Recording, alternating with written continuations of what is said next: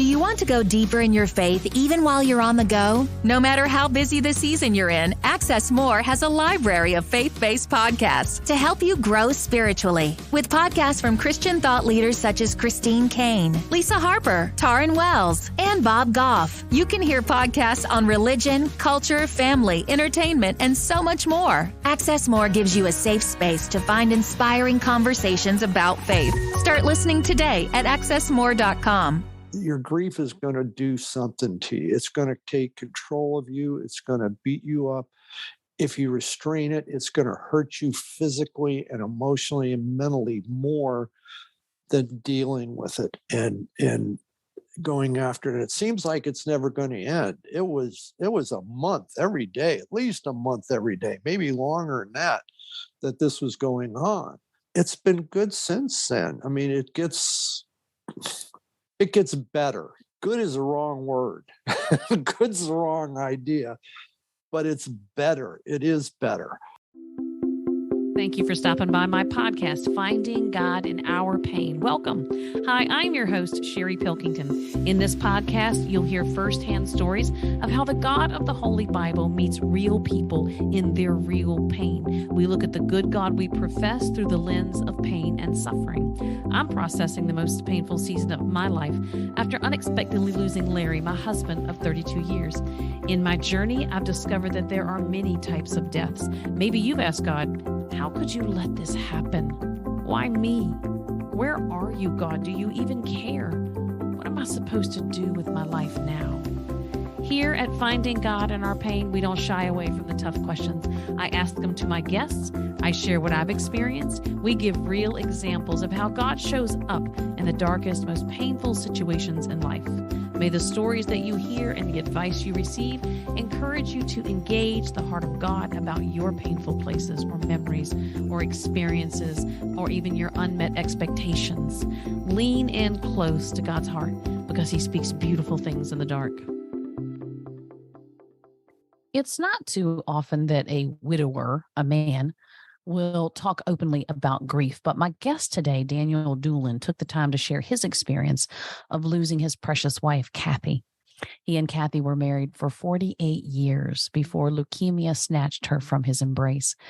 And when I think about the stigma attached to a man showing emotion, I wondered, where does a widower find comfort?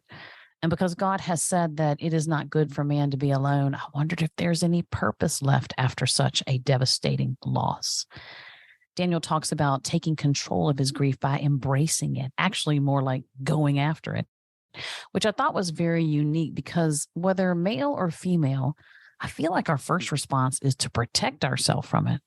But when he shared some of the benefits that he was experiencing by engaging his grief whenever it wanted to well up in his heart, they were pretty significant. So I can see why he'd continue using that method as part of the healing process. He talked about how cathartic and cleansing it was for him. He shared how it felt that it kept him from bitterness and the overwhelm of anxiety.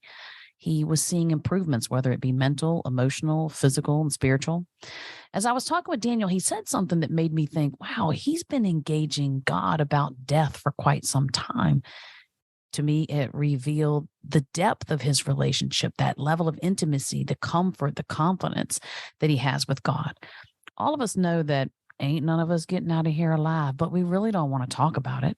But that doesn't appear to be true with Daniel. He told me about an old prayer he used to pray, and it was my impression that this was before Kathy was diagnosed with leukemia, and maybe it was a conversation he had with God because of the various health concerns prior to her diagnosis. But he was having a conversation with God about death, and he said, "Father, when one of us goes, let us be a witness. If it's me, let Kathy be a witness, and if it's her, let me be a witness to those around me of your love and of your hope." So since God didn't take him home first, Daniel knows God must have a plan. And true to God's ability to give purpose to our pain, Daniel has become a certified ATD therapy dog handler. Now he and his blonde sidekick, a golden retriever named Amber, are able to have difficult conversations that most people feel are awkward and intrusive at best. Amber's sweet disposition softens the atmosphere as well as someone's heart. And that gives way for Daniel to have an honest conversation about the pain and struggle of cancer. He spends his time giving hope, encouragement, and unconditional love to those who are facing the fear of uncertainty and the potential of death. The more Daniel talked, the more obvious it became. Kathy was precious to him. He took her well-being, her safety, and her care very serious. You'll be able to hear it in his voice, his love for her, and how much he misses her. Be inspired by Daniel's story and by the beauty that is blossoming out of deep, deep anguish. Hello, Mr. Daniel Doolan, and thank you so much for agreeing to be on the show and to talk about some very personal things that you hold near and dear to your heart. So thank you for being here. Sure, Sherry. Thank you for asking me. We're here to talk about your wife, Kathy, 48 years, and I believe you said 3 weeks. I want to know, what was life like prior to her cancer diagnosis? Oh, gee. Well, we had just retired 3 years earlier from that time and moved to Virginia Beach to be close to our kids. And it was a good time, a hopeful time. We were settled in the house and getting ready to try traveling some more. We really had a hunger to go out west. She wanted to see the Rockies. We just had that in our future. Think about going to Israel and doing those things. Had gotten past physical troubles in the last 8 to 10 years, both of us. Kathy was an oncology nurse. She'd been one for, almost 30 years.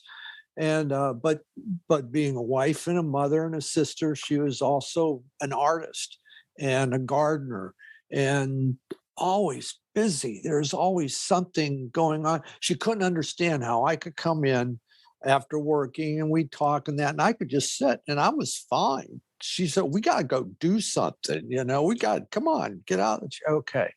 So, and that just being the difference between guys and gals, I guess, yeah, we had a good life. I mean, every marriage has ups and downs, hard times, easy times, but it was never hard between us. It was all the external problems. This is back in 72.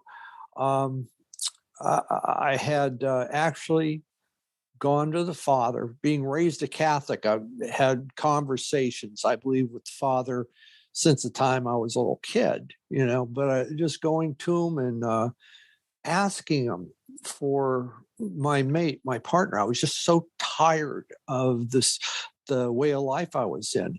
And we met 2 weeks later. And we didn't separate. I mean, we separated because I got transferred for work and just the delay time. But really, honestly, we never separated. And we were soulmates. I mean, it was a week after we met and we're looking at each other and saying, where have you been? I mean, I was looking for you. You were, we were that familiar with one another that quickly. She's loving my life, and there's a hole that, in getting ready for this interview, just dug up some of that again, remembering the memories of the 3 years and where I am now. I know I'll never stop grieving, but it won't be the same as it's been.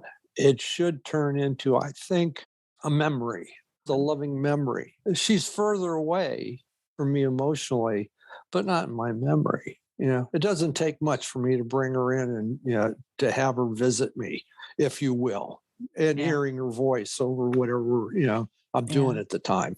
What brought you to the point of going to the doctor? Because I'm thinking Kathy's an oncology nurse. So when she gets a diagnosis, she's going to know immediately what they're talking about. What brought you in for the doctor's appointment? She had trouble with her lower back. And we had started the process of her getting lower back surgery and getting those vertebrae stabilized. And the process there, an MRI was done, and the doctor noticed that her white count was up. And she started getting more tired. And she really wasn't right. She knew it. So forgive me, I don't remember exactly the steps, but we ended up going to the doctor, and the doctor referred us to the oncologist, and the oncologist did a bone marrow and everything crashed. I think she suspected it because she was a strong gal. She was constantly up, but she couldn't do the things she had done before. Life, it was just being more exhausting. And apparently it had gotten to the point where she needed treatment right now. There wasn't, we can't wait 2 weeks or something. They got the report from the bone marrow sample, and she was in the hospital 3 days later getting chemo. Wow. Yeah.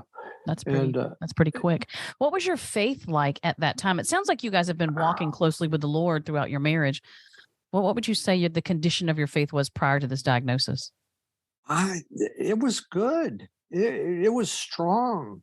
We have been believers since shortly after we got married. Our hearts were always constantly searching for the Father in our own imperfect ways and a lot of times, but we were just loved Bible studies, loved listening to lectures.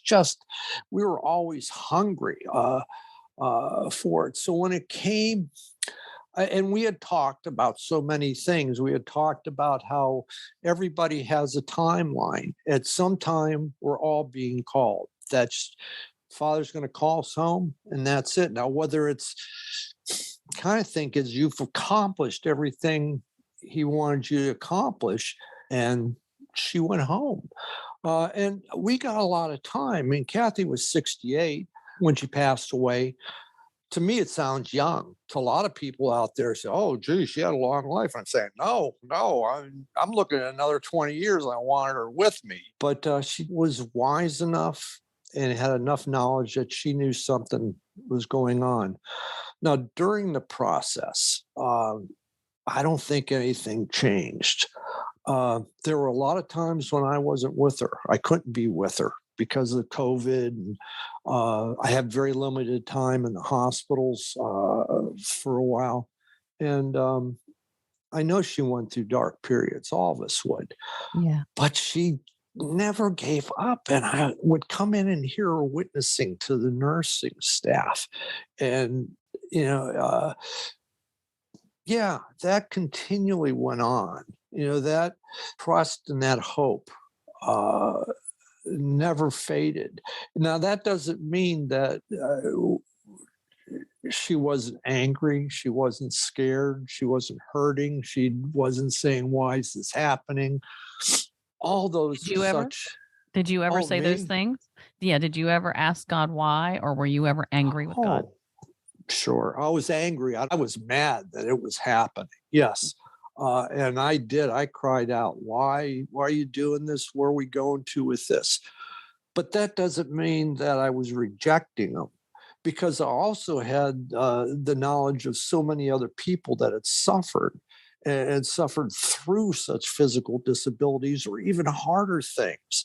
And that you can't judge God by what's taking place, because his vision, his understanding, which is a real understanding of death, is just a doorway to greater life. To us, it's frightening. To him, it isn't. What is, it's like, I hate to use this, but it's like a child that you have to take and they have to be given a shot because they're sick. And they're terrified of the shot. But you and the parent knowing that once that's done, the child's going to be good again. Well, it's not the same, but I've never lost trust.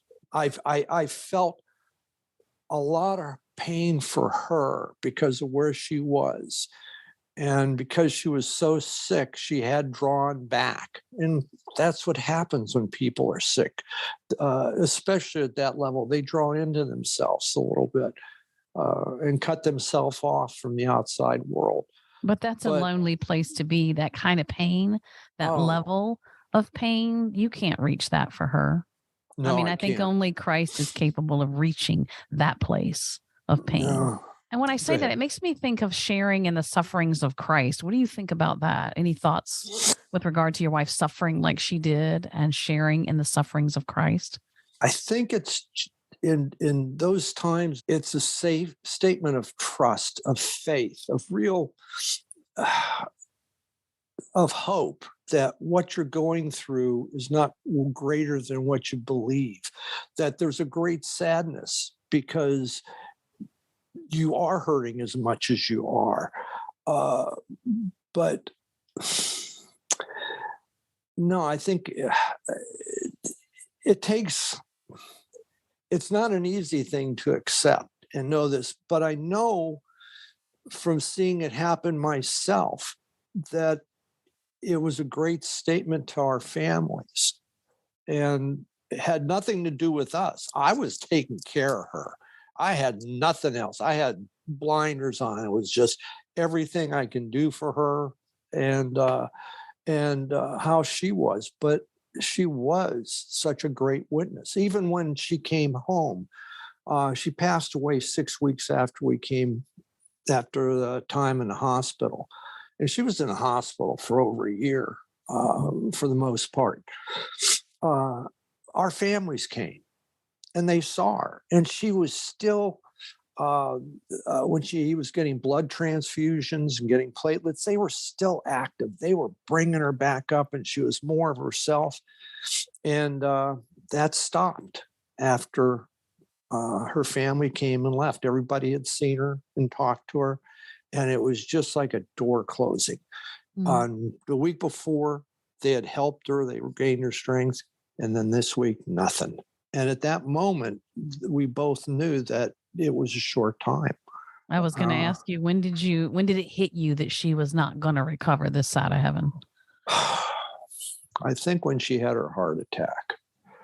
I had a great hope. She had chemo and then wanted a second opinion.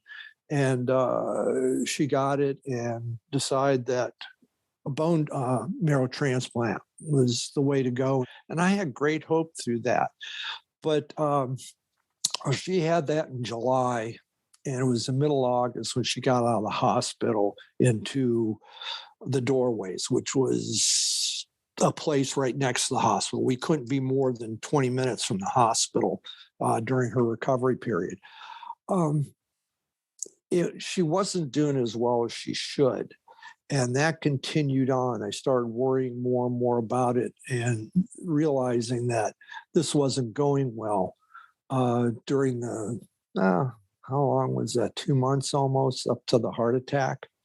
At that point, I realized that she may not make it because she wasn't showing the improvement, and they were fighting to keep her there. Right. And then after that, she ended up, we found out in January that the remission had ended, that it had failed. Mm-hmm. And the doctors said, well, we'll do another chemo. And it didn't. She ended up getting sepsis from that. And it was just a spiral. And I knew, when I had to admit completely to myself when we learned that the transplant didn't work, that I was going to lose her, is just how long, how much time did I have? And then I thought we had months to go. I thought, and that was part of the denial, just not wanting to accept that that I was going to lose her, that she was going to go home. Did you feel helpless? Oh, totally. I knew the whole thing was, I felt helpless through all of it. I knew what I was doing was just physical, that I could pray for her recovery, but it was totally outside of my hands, and that the doctors were guessing. I understood that very quickly. Leukemia is so incredibly individual and hard. They're going deeply into genetics, and one person's leukemia isn't the same as the next person's leukemia. So it's an art. Kathy always told me, I said, honey, it's an art. They're either going to get it or they're not. You just can't hold the doctors responsible. They're doing the best they can. It doesn't mean I didn't have arguments with them. Right. I had a lot of arguments with them, but they were not over her treatment. Most of it was over her pain medication. Really big arguments about that. I was an advocate as hard as I could, and I went up the chain a number of times. But that was the only thing, a great disappointment. I guess I resolved that this was happening. I didn't know why. And I remember waiting for her, looking for her for so long. And she just filled me. Sorry, I'm No, you're I'm pulling fine. those layers back, I and know. it's really hard. Yeah, and I appreciate you even going there with this conversation, and I'm sorry that the pain is still so raw, but I get it. I do Well, get the it. memory's alive. If I didn't hurt like this, then it would invalidate what I felt for, That's what a our good point. relationship was. Yeah, that's a good point. With her knowledge of oncology, did she keep things from you? Not in the sense that she was trying to hide anything from you, but trying to protect you. Oh, continually. She kept me in the dark totally. I've learned I had to search it out myself. And then I didn't understand it as well. But yeah, she protected me. She knew. She knew when I can remember when the doctor came in and said it was leukemia. Her whole countenance collapsed for a moment. And then she put her face back on again and went forward. Yeah, she's a brave girl. And we had talked about this so many times. I've asked her about her patients and how it was, and how could she do it? How could she go back there all the time? And she just said, "It's who I am. It's what I do. It's me. I've been given this grace and ability to do this, and I feel the sadness of the loss, but this is me." Do you think that it was an honor for her to pass that way, that God would take her in that manner, in the sense that she had this compassion for people and could identify with what they were going through? And I remember, what's the story of the man? It's going to drive me crazy now, but he went to the island with all of the lepers, and he didn't separate himself from the lepers, and he eventually died of leprosy.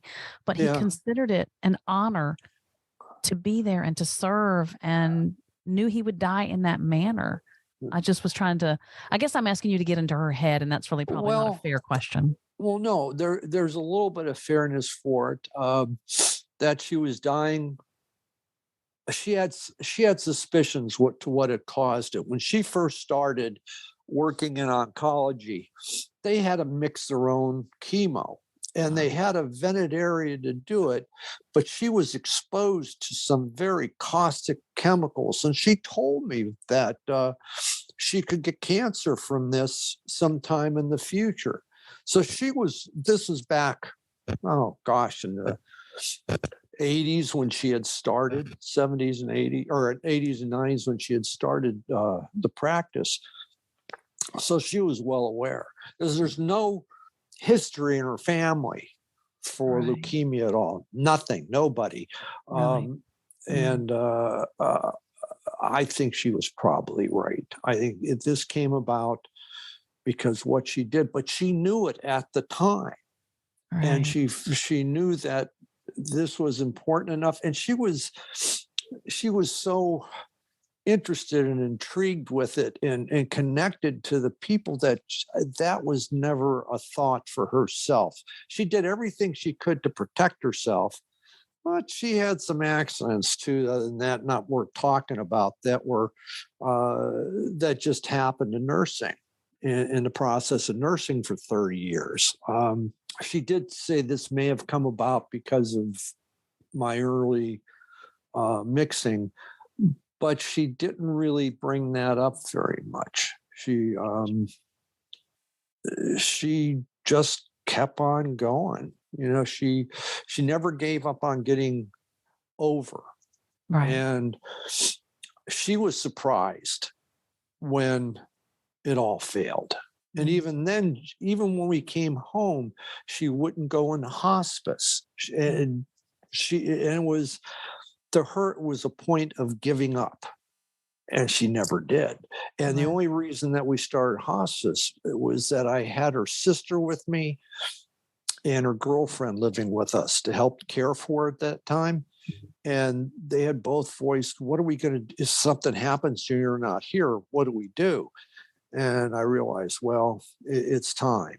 And I brought them in because it was time. They needed to have some place to go to in case I wasn't there. So, yeah. And she accepted it then. Okay. The journey. I want to read something to you that you shared with me as we prepped for this conversation.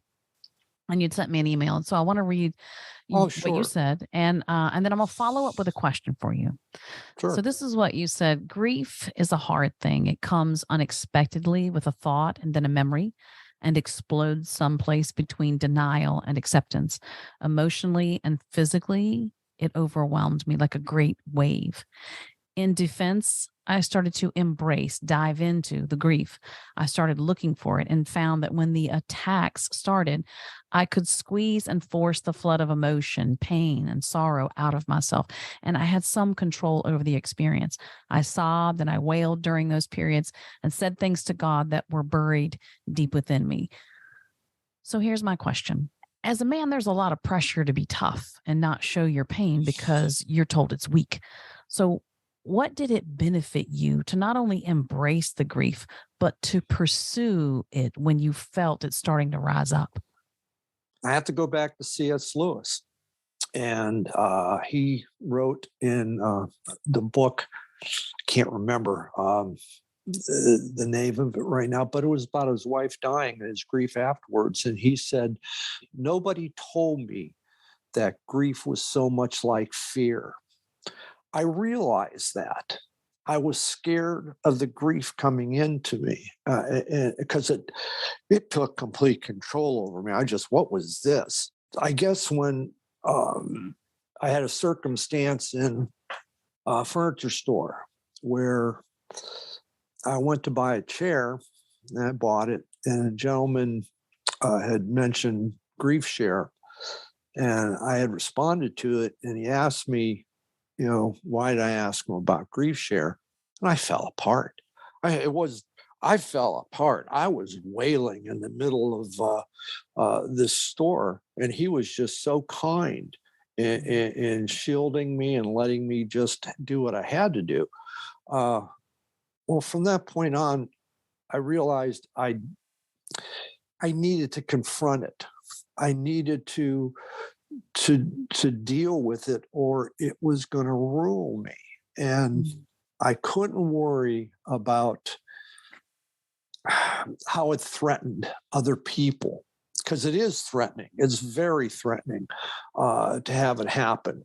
That I needed to open up to it when I felt it coming and release into it. And there were times, honestly, where I just watched myself, and I wailed, I roared, I yelled. And when it was I just was watching my body do these things and these noises coming out of me. I was so surprised what I sounded like when I cried. Right. It helped me to deal with, I guess it was anger too. Because she had been taken from me. And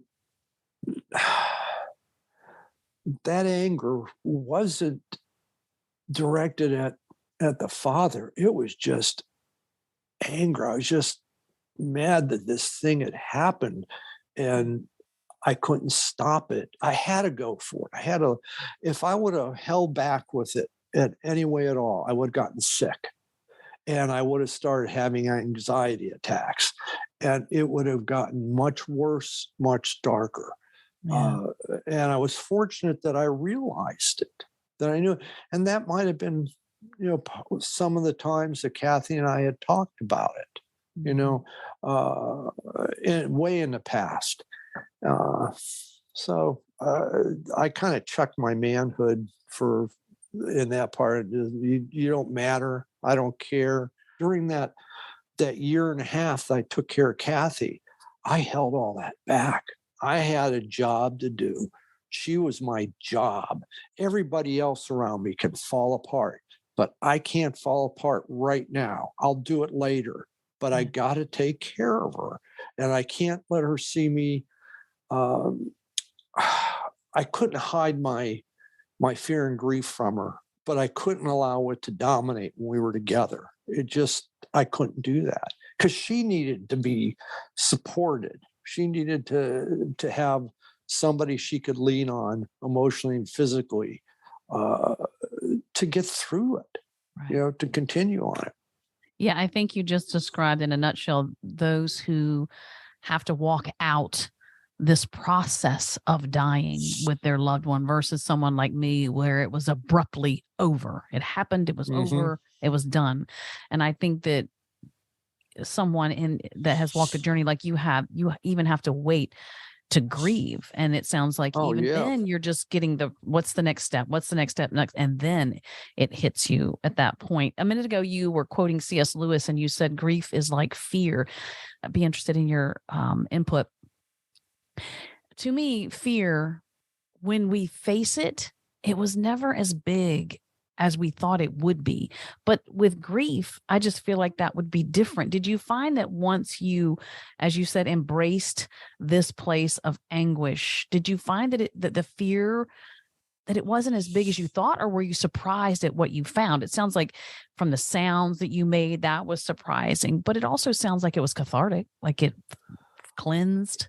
It was, and it did, but how can I relate it? It was inevitable. It's like all of a sudden you're in a situation like a car accident, and it's starting to happen, and you can't stop it, and you have to just let it go and go with it. Right. There was a lot of that, and by being scared of it, it just made me repress it more if I gave into the fear. But by embracing it, going after it, I could see how much I hurt. And I just needed to pull it out of me. I had pushed it so deep just to get through, because it wasn't only Kathy, it was Kathy's family, it was my family, it was all of our neighbors. It was everything. I needed to be able to pull that out because I wasn't sleeping. I wasn't eating. Once everybody left, it was terrible. Yeah. The first couple weeks by myself were terrible, but I was able to do that releasing. I look at it took about a month after her death for me to start to work this out. There was crying, but there wasn't crying and sort of on this level. It's kind of like when you're body surfing. You see this big wave coming, and I can't take that. It's going to crush me. And you dive into the middle of it. You're thrown all over the place, but you come out the other side and the foam and stuff, and you're exhausted, but okay. And you get back up and try and do it again. And eventually you learn that you can kind of ride them a little bit. And when you ride them, you get your head out in front of it and you feel like you're flying, but it's not all that, but it's kind of, you have some control by when the feeling comes of initiating it, of chasing it. If we weren't together, I would have just fallen apart a little while ago. Would gone for it, but no, not the right time. And you understand that. I can do it in private. Yeah. I can't do it in public. But people don't know what to do with it when they see it. I cried in the grocery line, the bank line, for no reason at all. I'm standing there by myself. But total respect to you on seeking that out, because I held back for a while, feeling like that if I started crying, I would never stop. And that was scary. That was a lot of fear involved in that. Mhm. Like, how do you come back from there? If you enter into that, how do you come back from that? So I applaud you for not only doing that, but also talking about it, because I hope this will give some men permission, maybe I just would hope. the ability to do it, because they say, oh my gosh, it's cleansing, it keeps anxiety, not away but down, it helps me heal, like it's moving me through this healing process to embrace this and to express it. So I think that's Mhm. huge, so thank you for that.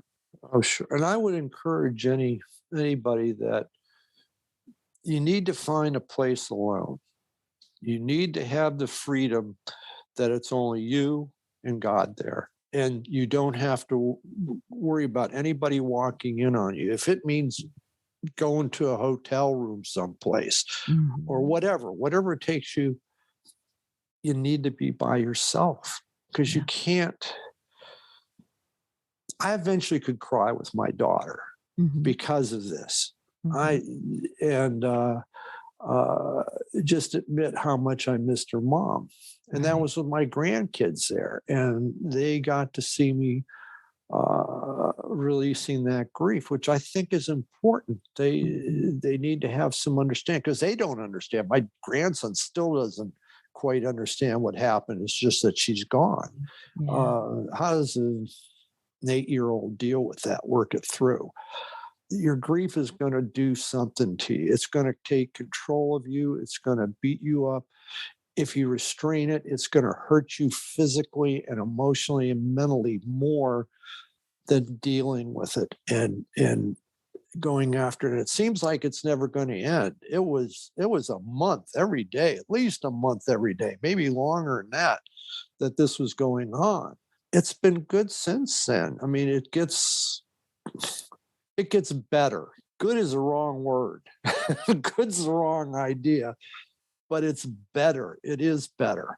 If you don't address it, it will wait for you. And being human like we are, we will create these survival skills and whatever we think will be able to protect us and keep us from feeling that pain. And to my knowledge, none of those survival skills will ever serve us well if we don't take our pain to God and let him process it with us. Yeah. I didn't lose trust. Always had trust, and giving in to the grief was a lot of trust. It was vocalizing it and being very physical about it. And as time's gone on, Kathy has gotten further from me. I have some recordings, so I have her voice, but I can't listen to them. I have her with my grandson. We were in Atlanta, running around in the living room at Christmas time, Yeah. and but I just can't listen to him. I'm with you on that. I couldn't even look at pictures. I can't look at videos still. I cannot listen to his voice. It just wrecks me. Joe. Yeah. Jesse had told me in the between times. Yes, I'm sorry, Jesse, my That's okay. daughter was going to had a friend that would take pictures of Kathy and put them together for the memorial, so we could to be played. Well, I kept asking her about it, and got to a month before, and she didn't have anything yet, and the girl wasn't doing anything yet. And Jesse was trying to put them together and had all this stuff numbered out. I said, give them to me. I'm going to do it. So for a week, I edited it, and I cried so much during that time. But it was so cathartic, because I found music that I knew she loved and was able to put it together and use pictures of family and friends. And I probably did it for too long. But it didn't matter. It was quite a wonderful memory of her. It helped a lot. So, and it would get to the point where I have to stop. I had just cried, so I had to stop. Right. So, but I kept going back to it. Now, I don't know if any in the family have watched that video again. They all asked for DVDs of it. So I burned them all. They all got, and I got copies of it too. Nice. And I still occasionally watch it. The last time I watched it, I was teared. But that's all. And it was like, it was more the acceptance of knowing that, yeah, you're gone, honey. And I'll see you later. I hate that you're gone, but Right. yeah, I've got to continue. And it's not a bad thing to continue. You have to leave some things behind you and move on with your life. If you're left here, got something to do, and it may be just taking care of your grandkids because they need or maybe something bigger. I don't know. Maybe I need to learn something that I haven't learned yet. That's really possible. Now that's really possible. really big. Yeah. I love the idea that we never stop learning with God, whether it's here or eternity. I don't think we'll ever arrive at a place where we know everything about God, and every day is going to be a new revelation of his beauty and of his excellence. When it comes to the question that we all come to God with, why? Do you have any why questions left for God? Are you hanging on to anything that has not been resolved? Not that I can think of right now. The why I was asking him, I know it was, why did you take her? And why does it hurt so much? And, why can't this all be undone? All those, because it hurts so much. And as I got distanced from my emotions in the loss, the whys became less, because I knew there was no answer. Even when I was asking him, I knew there was no answer. And losing a loved one, it's in some ways like Abraham and Isaac. It's just, you're asked to give up that which is closest to you. And part of our being believers is accepting that, is moving forward, that we believe God. Abraham believed that Isaac would be returned to him.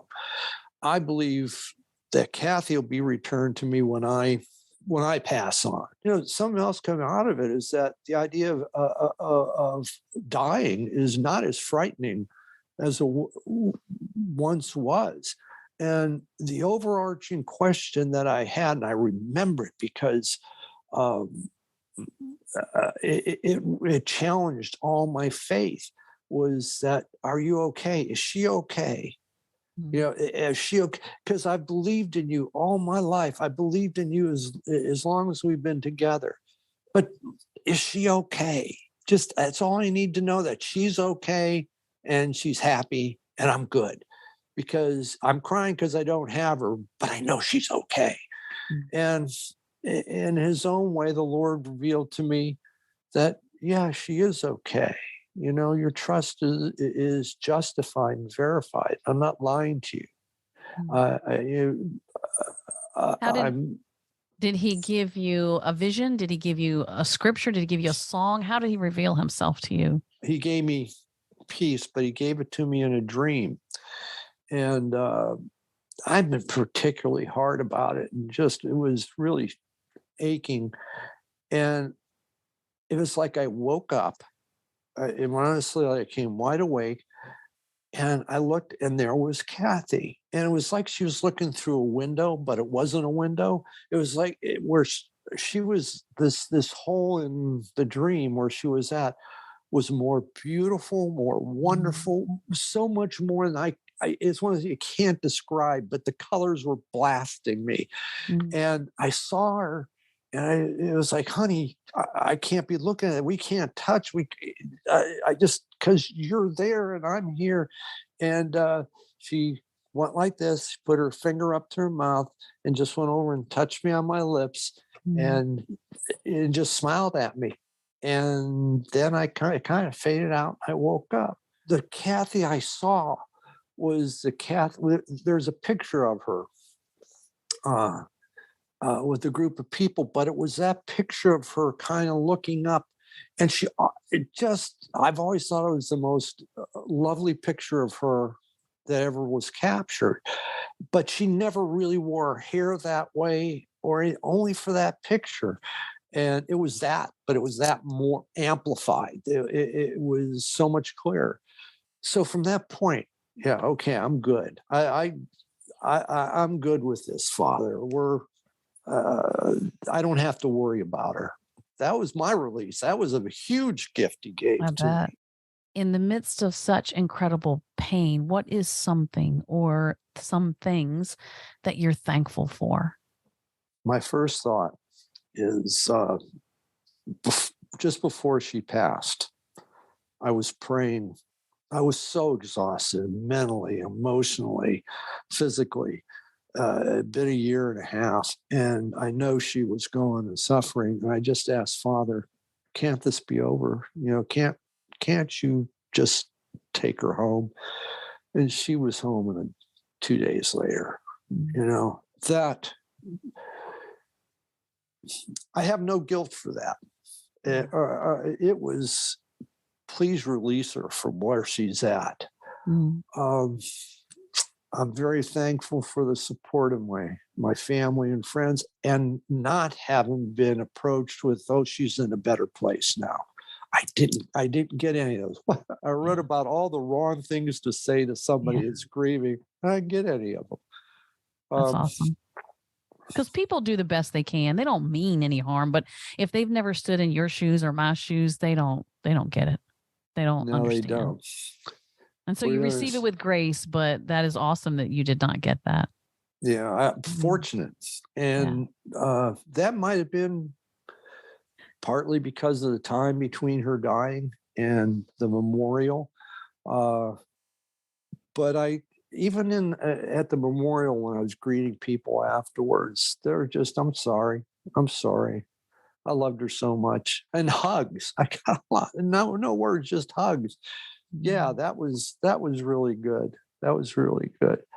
I'm thankful for Amber. I've introduced Amber to you.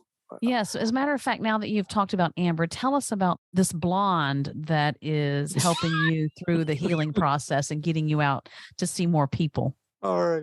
Well, in my studying, in my reading up on grief and going to Grief Share, it became apparent that I had to do something. You can't sit in a house the whole time.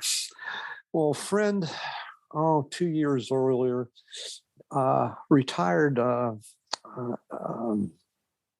golden retriever and gave her to me. We attempted to do therapy work before Kathy got sick. We went into it completely.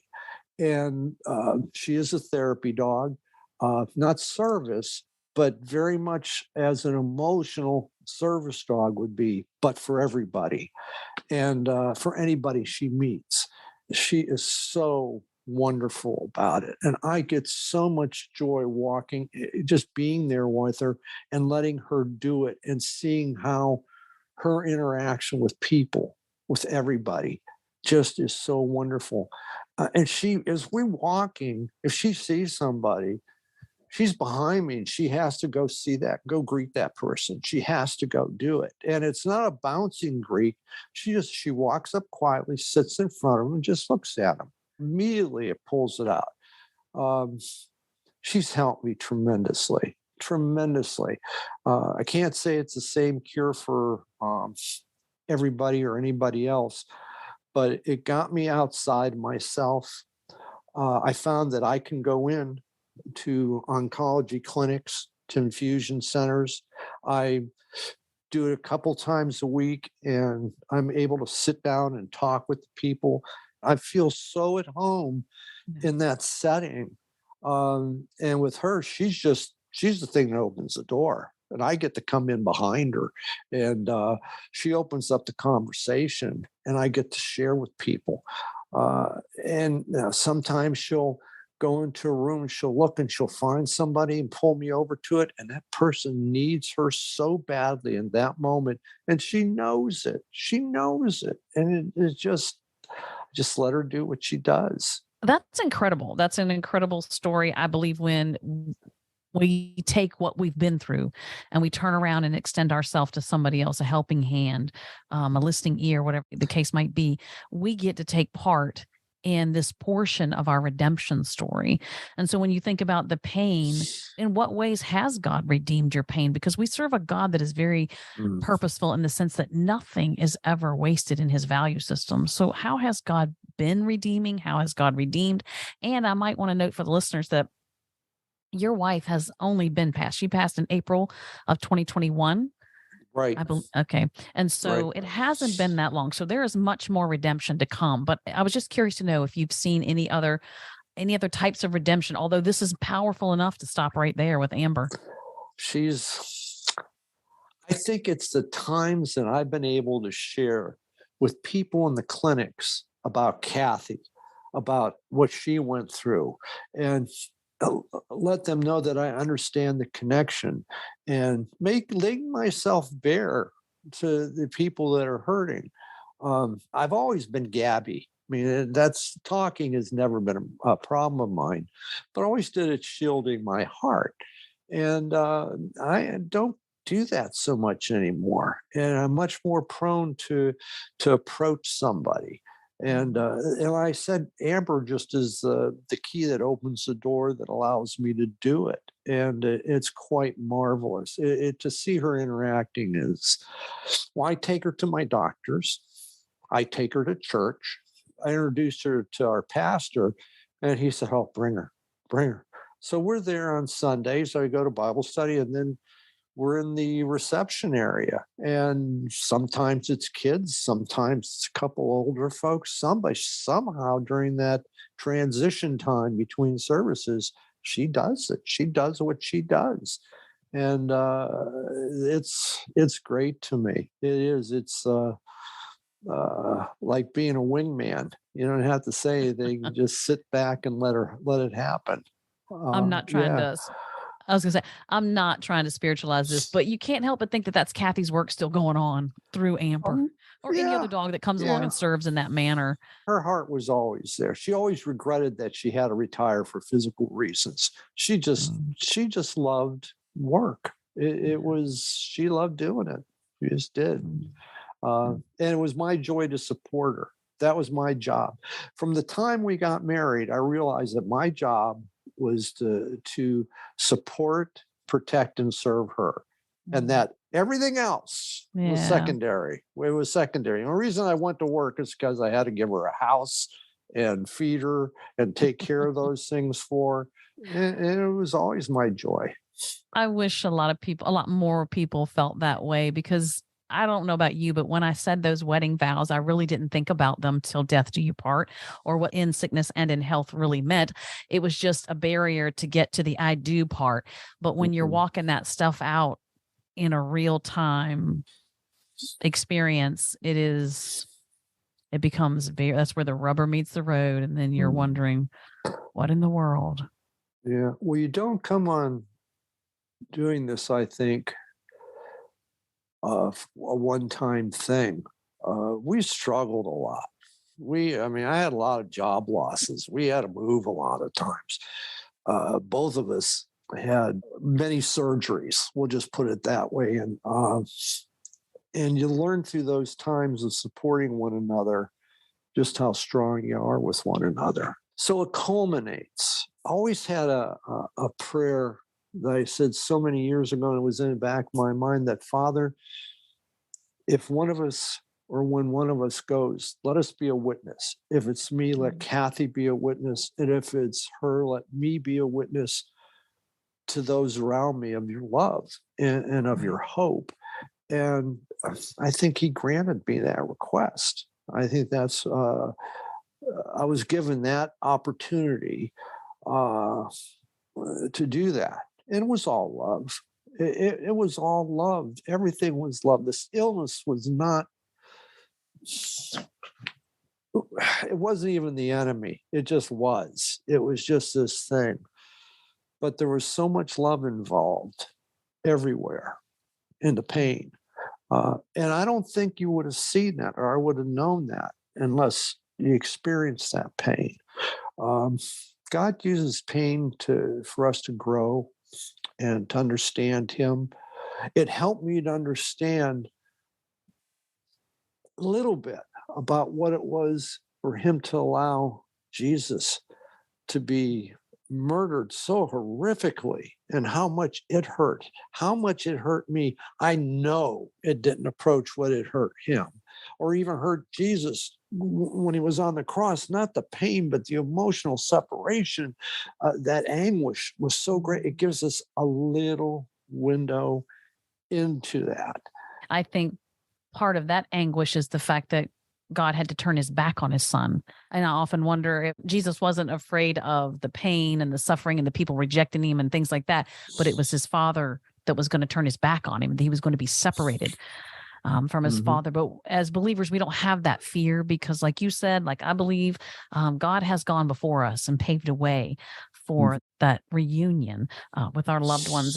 And at the price of his son, he did that. So yes, he didn't lift his hand to stop your wife's death, nor my husband's death, but nor did he lift his hand to stop the death of his son so that we can be reunited with our loved ones. And I think that's what a good father does. Yes. Provides not just a solution in that instance, not just a solution, but a reunion face to face again. I agree. It's been a tremendous test. Test is the wrong word. I guess learning experience and a reassurance to myself of how much that I really do believe. Yeah. That I believe and I understand his total forgiveness, that when he forgave us, it was everything, including the stuff after us acknowledging and accepting, especially those things, because those are the ones that stab in the heart the hardest, the ones that happen afterwards. But he has. And then once we're in our Lord's hands, it's forever. He doesn't lose anybody. He keeps us with him. And learning how to love. I know I must have asked the Lord, I don't know how to love. Teach me how to love. Well, asking for patience and asking how to love, there's a cost to it. Yeah, it is. And he doesn't ask us for our permission. I do have some joy and some happiness. Maybe I'm transitioning out of part of this grief, another chapter, another time. But I don't ever get over telling people how much I loved her and how wonderful she was and showing her off. It is obvious in our conversations that we've had, the one before this one, and of course this formal podcast episode. It's very evident how much you loved her, and I would love to hear her side of the story as well, because I'm sure she loved you just as affectionately and just as deeply. But it's a beautiful thing to sit in my position and listen to that and hear the depth of that kind of love. You think it's gone out of style, so it's refreshing to the heart. I think there's easy love, but there's still real connections that take place. I know it. I meet people that are there too. If the listeners can remember only one thing about our conversation today, what is that one thing that you want them to remember? Hope in the darkness. Trust and hope in the darkness, that the fear and the pain, how wretched all of it is, that at the end of it, Jesus is still there, and there is hope and there is trust. It grows in you. If you're his, it will grow in you. He will give you the ability to do it, and you will go through it just fine. You'll make it. You make it in the end. You don't think you're going to. You don't see how anything could be right again, but it will be. You have a living God to fall back on and to ask these questions to, instead of having nothing and being scared. Kathy wasn't scared. She wasn't scared. She didn't like the idea, but she wasn't scared. And I think that's a great gift that we're given. I agree with that. When you think about the darkest point where you'd maybe hit a brick wall and just laid it all down with God, can you recall something beautiful that he said to you, spoke to you, downloaded into your spirit?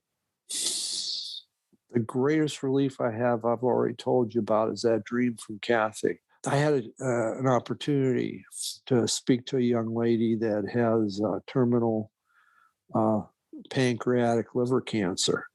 And I was able to be pretty frank with her and open about what her situation was. I couldn't have done that before. I would have run from it. I saw today when I had a doctor's visit this morning, went there, I noticed a young lady that her head was bald. And in the past, I would have looked away. I want to go up and talk to her. I want to go, you having chemo? What are you doing? How you doing today? Things going on? I've been given a freedom for my own fears and my own pride, if you will, to approach people that are like that, that are going through that type of hurt. That's a great gift. I've been given that freedom to do that. And that only comes through the Holy Spirit ministering to you, because bitterness is the other way. And it's really easy to go down that hole of bitterness and to cut yourself off from everybody and live in the darkness. But you just got to do those things that are hard. You have to do the hard things. Yeah. There's a lot of comfort that you would see somebody like that, meaning if they felt seen by you. And I think there must be an element of feeling like they're not alone because of you coming over and taking an interest in their story and who they are and what they're going through. So I do see that as a beautiful portion of redemption, that you have that sort of courage, that sort of connection, that interest, and the ability to go over and have that conversation with somebody. I can't say that I would, because it seems very awkward and very foreign to me. So that's quite a gift. I have a key. I have Amber. She opens the door. She opens the door. Nice. I'm given the opportunities. Where I was once threatened, I'm not anymore. And where I was once afraid, I'm not. Doesn't mean there aren't other things that do that to me. But in this instance, no, I'm not. Well, you have been wonderful, Mr. Doolan. I deeply appreciate your time, your transparency. I know this is going to be salve to some hearts that are really broken, shattered, hurting, devastated. So thank you for your time. And I just hope that people will remember that in the darkest valley, God's light will shine the way, will lead the way out into those green pastures once again. Thank you, Mr. Doolan. Thank you very much, Sherry. Thank you for your time and for sharing this experience with my guest. I hope you have found encouragement for today and a deeper revelation of God's heart in the midst of pain and suffering. We'd love to have you as a subscriber to Finding God in Our Pain, so that you can be connected with all my guests as they share their personal experiences and professional knowledge about pain and suffering. And because this podcast is a division of the website A Life of Thrive, for more information and the various ways you can connect with us, please visit the website alifeofthrive.com. I look forward to sharing more transparent stories from the hearts of women who intimately know what it means to have their world flipped upside down, their authentic struggle to make sense of it, and what recovery and healing looks like. Till then, sweet woman, remember you are not alone and that God speaks the most beautiful things in the dark.